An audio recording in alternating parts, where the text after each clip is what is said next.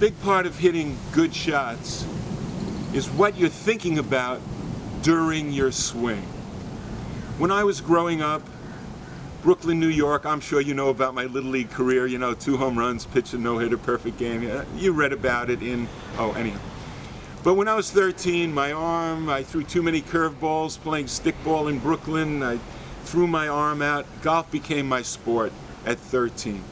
And from day one, the most important thing to me is what I was thinking of during my swing, because I felt that determined my swing.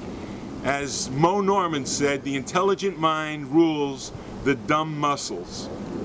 Swing thoughts, that was always the number one thing to me. Whether it was a shoulder turn or a hip turn or a straight arm or something at impact or rhythm or timing, it was always the thought to get to a position, whatever. And then I realized that none of the pros really would talk about what they think about during their swing. All the videos, all the books, all the tips.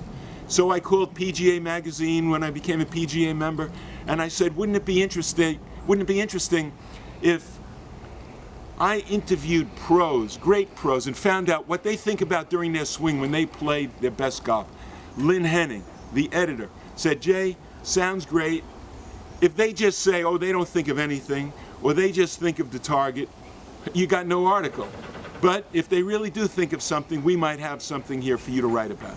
I called Johnny Miller, the great Johnny Miller.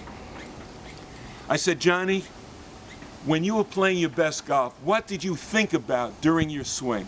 He said, I start with my right hand at the target, and then when I come down into the ball, I visualize spanking a naughty child at impact. Touchdown.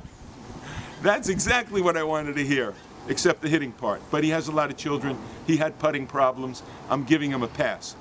But that is a swing thought. In the next 3 years, almost every month, I interviewed Lee Trevino, Byron Nelson, Sam Snead, Hale Irwin, Phil Mickelson, and many others.